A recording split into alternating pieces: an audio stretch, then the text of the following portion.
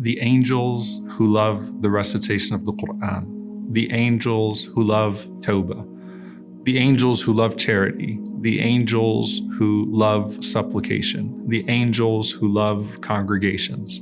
What night is going to be more beloved to the angels than the most beloved night of Laylatul Qadr, the night of the divine decree? What night are you going to have more people all over the world calling upon Allah subhanahu wa ta'ala, standing up at night in recitation of the Qur'an and prayer, fasting that day because it's the month of Ramadan? What night could possibly be greater than that?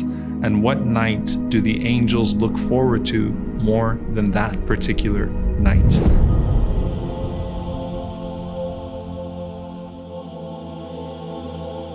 The Prophet ﷺ, he talked about how many angels actually come down that night. And one of the signs of Laylatul Qadr is that the amount of the descent of angels on that night is that they would literally steal the rays of the sun, the amount of light that comes. And one of the reasons why it's called Laylatul Qadr, the night of constriction, is because the angels fill up the heavens, and there is so much of the traffic of the angels between the heavens and the earth that they filled it all up, carrying those praises to Allah subhanahu wa ta'ala.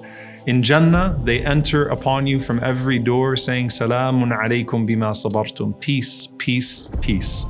On that night, what are they doing? They're going around to all of the houses of the believers and all the masajid saying, Salam, Salam, Salam, Salam.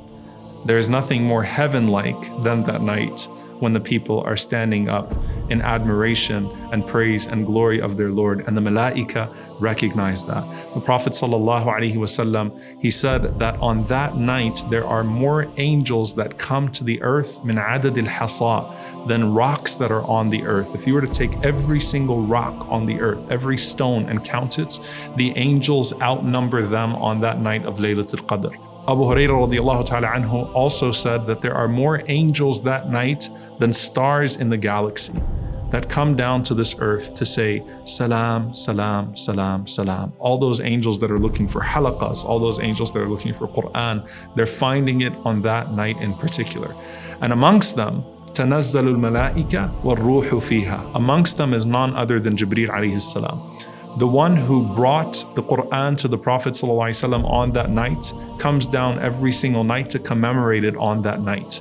But instead of descending upon the Prophet ﷺ to reveal it to him, he's descending upon us as we recite it. And I want you to think about that hadith where Khadija radiallahu anha was in the home and Jibreel alayhi salam told the Prophet ﷺ to give her my salam, give her salam from her Lord, وَأَقْرِئْهَا مِنِّي السَّلَامِ, and give her salam from me. And to realize that while you can never be like the Prophet ﷺ and have the Qur'an revealed to you, but you could be one of those people who doesn't just have any angel come to your home, who doesn't just have a bunch of angels surround your house and your Qur'an.